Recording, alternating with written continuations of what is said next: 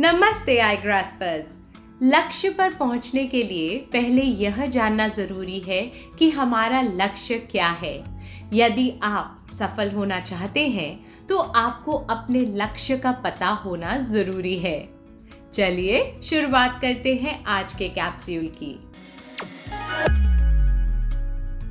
आई ग्रास्पर्स, क्या आप world economic forum के बारे में जानते हैं? यह एक इकोनॉमिक लॉबिंग ऑर्गेनाइजेशन है। इसके प्रसिद्ध वार्षिक सम्मेलन का आयोजन दावोस, स्विट्जरलैंड में किया जाता है। लेकिन क्या आपको मालूम है कि इसका आयोजन हर साल दावोस में ही क्यों किया जाता है? क्योंकि थॉमस मान के एक उपन्यास द मैजिक माउंटेन में दावोस एक सेटिंग थी। इसमें एक युवक दावोस 3 हफ्ते के लिए आता है और 7 साल तक रहता है, क्योंकि जिंदगी के बारे में उसका नजरिया बदल जाता है। इस हफ्ते 600 से ज्यादा सीईओ और 50 राज्यों के प्रधान यहाँ उपस्थित थे। जरा सोचिए, इस मैजिक टाउन में जिंदगी बदलने वाली क्या क्या आर्थिक चर्चा हुई होगी। महिलाओं के क्रिकेट के लिए एक बड़ा कदम। ब्रॉडकास्टिंग जायंट वियाकॉम 18 को हाल ही में 5 साल की अवधि के लिए महिलाओं के आईपीएल के मीडिया अधिकार मिल गया है। इन्होंने इस हफ्ते ये अधिकार पाने के लिए मुंबई में हुए एक क्लोज बिड ऑक्शन में डिज्नी स्टार, सोनी और जी जैसे अन्य ब्रॉडकास्टर्स को पीछे छोड़ दिया। ये उम्मीद है कि WIPL टूर्नामेंट मार्च 2023 में शुरू होकर 1 महीने में समाप्त हो जाएगा। आप भी इन टीमों का प्रदर्शन देखने के लिए उत्साहित है ना? पिछले हफ्ते ओडीआई सीरीज में विराट कोहली और शुभम गिल ने शानदार शतक बनाते हुए भारत को श्रीलंका से 317 रन की जीत दिलाकर 3-0 का स्कोर बनाया। क्या आपको मालूम है कि ये वनडे इंटरनेशनल मैच में अब तक की सबसे बड़ी जीत दर्ज की गई है?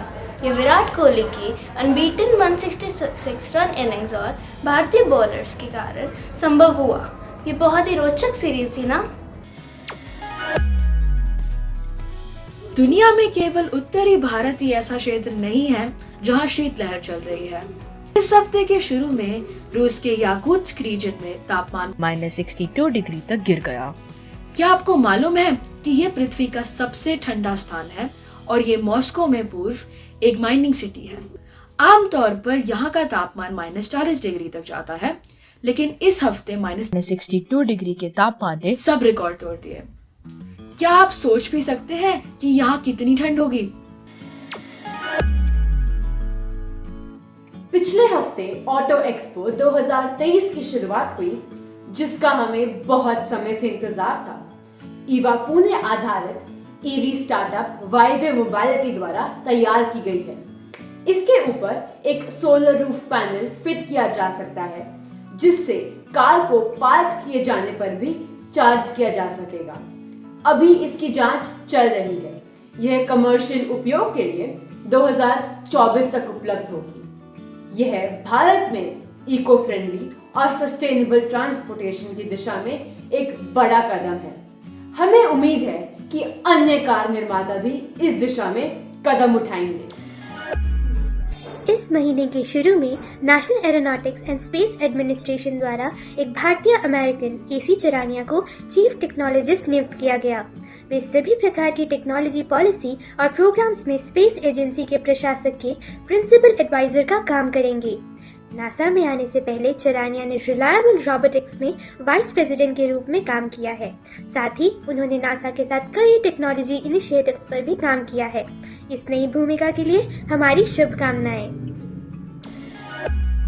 आपने नासा के सबसे बड़े और शक्तिशाली space science telescope James Webb space telescope के बारे में सुना होगा, लेकिन क्या आपको मालूम है कि हाल ही में इसने पृथ्वी के लगभग 99% के आकार के ग्रह की अभूतपूर्व खोज की है। यह नया एक्सोप्लैनेट हमारे ग्रह से केवल 41 लाइट ईयर्स की दूरी पर है। अब वैज्ञानिक इस बात की खोज कर रहे हैं कि क्या वहाँ का एटमॉस्फेयर कॉम्पोजिशन मनुष्य के रहने लायक है। हमें इस टेलीस्कोप द्वारा अपने सोलर सिस्टम के बाहर वास्तव में पृथ्वी जैसी एक और दुनिया की खोज का इंतजार है। गोल्डन ग्लोब्स में ऐतिहासिक जीत के बाद तेलुगु फिल्म RRR ने क्रिटिक्स चॉइस अवार्ड में एक बार फिर जीत हासिल की। इस समारोह में न केवल नातू नातू को सर्वश्रेष्ठ गीत के रूप में चुना गया, बल्कि इस फिल्म को बेस्ट फॉरेन लैंग्वेज फिल्म का अवार्ड भी मिला। अपनी स्पीच में डायरेक्टर एस राजामौली ने अपने जीवन में आई सभी महिलाओं का आधार व्यक्त करते हुए अपनी मां को विशेष रूप से धन्यवाद दिया, क्योंकि उनकी मां ने ही उनके कॉमिक्स और कहानियों की पुस्तकें पढ़ने के लिए प्रोत्साहित किया था। यह हमारे देश के लिए बहुत ही गौरव का विषय है। इसी हफ्ते तमिलनाडु सरकार ने पोंगल के दौरान 3 दिन के हॉट एयर बलून फेस्टिवल का आयोजन किया। इस फेस्टिवल का आयोजन एक फैमिली कार्निवल के रूप में किया गया था, जिसमें बच्चों के साथ साथ बड़ों ने भी खूब मजे लिए। पर्यटन विभाग ने तो इस अवसर पर शाम के समय संगीत और गेम्स जैसे सांस्कृतिक कार्यक्रमों के साथ साथ सफारीज और एयर बलून राइड्स का आयोजन किया। हमारे आकाश को जगमगाने के लिए और पोंगल के हार्वेस्ट सीजन को मनाने का कितना अनोखा तरीका है ये, है ना? इस सप्ताह का मुहावरा है कान भरना, जिसका मतलब है चुगली करना। किसी के कान भरना अच्छी बात नहीं है। बूझो तो जाने, लाल पानी पीती है, काले वन की रानी है। कौन है? खटमल। पहचानो कौन? 19वीं सदी के ये अमेरिकी लेखक, कवि और संपादक short story format the detective fiction शैली के अर्लीस्ट प्रैक्टिशनर्स हैं। द टेल हार्ट और द ब्लैक कैट के साथ साथ द मकाब्र और गॉथिक हॉरर शैलियों में उनके सहयोग के लिए उनकी कहानियां प्रसिद्ध हैं। उन्होंने साइंस फिक्शन की शैली में भी महत्वपूर्ण योगदान दिया है। इन्हें पहचानना इतना आसान नहीं था ना। ये रहस्यवादी एडगर एलन पो हैं। क्या आपको मालूम है कि पो एक मास्टर क्रिप्टोग्राफर थे? उन्हें लगता था कि वे किसी भी साइफर या कोड को आसानी से हल कर सकते हैं। क्या आपको मालूम है कि एप्पल ने एक बार 1980 में क्लोथिंग लाइन लॉन्च की थी। 1986 में स्टीव जॉब्स के अध्यक्ष पद से त्यागपत्र देने के बाद एप्पल ने एप्पल कलेक्शन नाम की branded clothing accessories like watches, sunglasses और सभी तरह के वॉलेट्स और backpacks, lifestyle items, stationery items, knickknacks और फर्नीचर भी लॉन्च किया था। इसके द्वारा ग्राहकों ने गैजेट्स के अलावा उनके उत्पादों का प्रयोग करके उन्हें समर्थन दिया था। जब कंपनी ने अपनी पहली क्लोथिंग लाइन लॉन्च की थी, तब एप्पल इंक के CEO कौन थे? अपने उत्तर contactus@igrass.com पर अपने पूरे नाम, स्कूल के नाम और एक फोटो के साथ लिख भेजिए। पिछले सप्ताह के प्रश्न का उत्तर।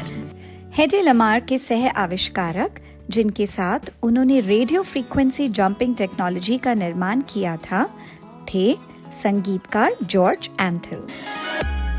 भावी युवाओं के लिए भारत के प्रमुख समाचार कैप्सूल आईग्रास द्वारा आयोजित साप्ताहिक क्विज में सफलतापूर्वक भाग लेने पर DPS नोएडा की श्रुति पांडे का हार्दिक अभिनंदन। इस सप्ताह का समाचार कैप्सूल देखने के लिए धन्यवाद। यदि आपको यही पता नहीं होगा कि आप किधर जा रहे हैं, तो आप अपना मनपसंद स्थान या वस्तु कैसे प्राप्त करेंगे? पहले आप यह सोचें कि आप अगले 5 साल में कहां पहुंचना चाहते हैं और आप उसी दिशा में अपनी शक्ति बढ़ाएं, साथ ही अपनी कमजोरियों पर विजय प्राप्त करें। तब आपको निश्चित रूप से सफलता मिलेगी मिलेगी मिलेगी। यह एपिसोड देखने के लिए धन्यवाद। आपसे अगले हफ्ते फिर मुलाकात होगी। नमस्ते।